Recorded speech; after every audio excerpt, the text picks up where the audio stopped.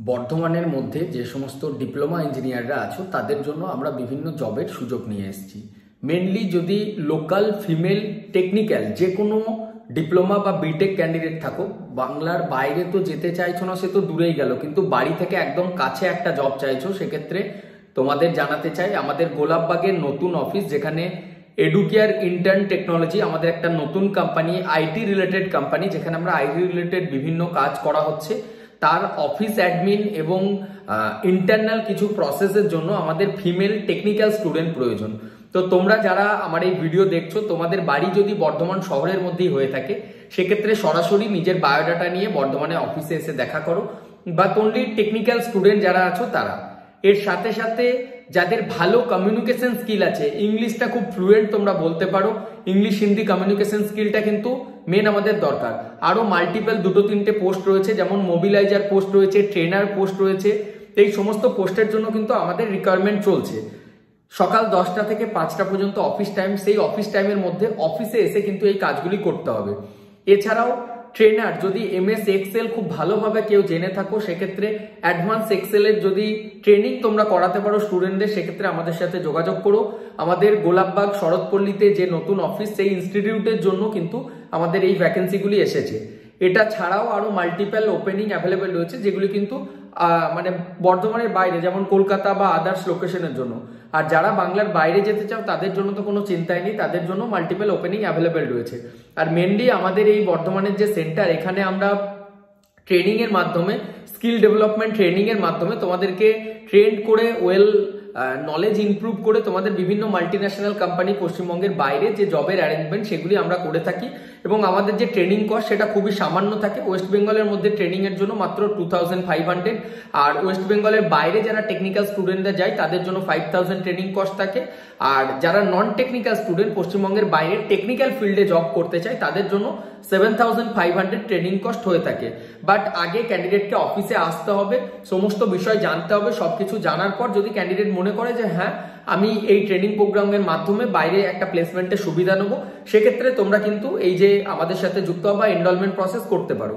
একটা বিষয় আমি তোমাদেরকে খুব ইজিলি জানিয়ে রাখছি, দেখো এটা তোমাদেরও জানা প্রয়োজন, যে চাকরি পেতে গেলে কোনো মাল্টিন্যাশনাল কোম্পানিতে কোনো টাকা লাগে না, একদম ধ্রুব সত্যি কথা। কিন্তু সেই চাকরিটা পাওয়ার জন্য নিজেকে যোগ্য তৈরি করতে হবে, এবং সেই সুযোগটা, চাকরির ইন্টারভিউটা, সুযোগটাও নিজেকে খুঁজে নিতে হবে। বা যে কলেজে পড়ছো, কলেজের ট্রেনিং এন্ড প্লেসমেন্ট সেল থেকেই পেতে হবে, তবেই তোমাকে কেউ ফ্রিতে চাকরি দেবে। আদারওয়াইজ নিজে কোনো ওয়েবসাইটে অ্যাপ্লাই করো বা ওয়াক ইন ড্রাইভ অ্যাপ্লাই করো, নিজেকে ইন্টারভিউ দাও, তখন তুমি এই চাকরিগুলি ফ্রিতে পাবে। কোনো টাকা লাগে না প্রাইভেট কোম্পানিতে চাকরির জন্য।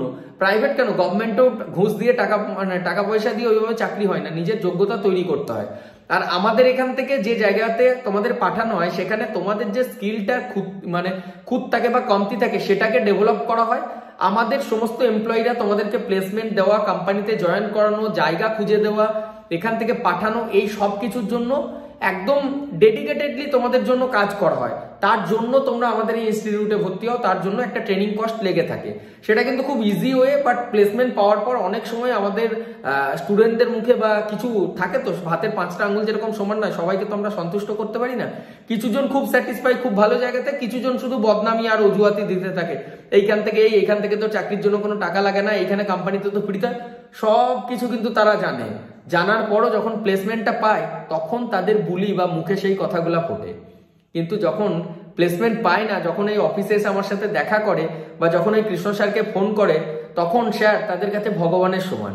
আর ভগবান যেমনি তোমাদের একটা জায়গা করে দিল, একটা করে খাওয়ার জায়গা, মাসের শেষে অ্যাকাউন্টে টাকাটা ঢুকছে, ওখানে গিয়ে কোথায় থাকবে সেই রুমটা দেখে দেওয়া, সেখানে গিয়ে জয়েনিং করানো, তার কোনো এফেক্ট নাই। তার যে এমপ্লয়িরা এই কাজটা করে দিচ্ছে, তাদের কোনো টাইমের দাম নাই, তাদের লাইফ এমনিই চলতে থাকে।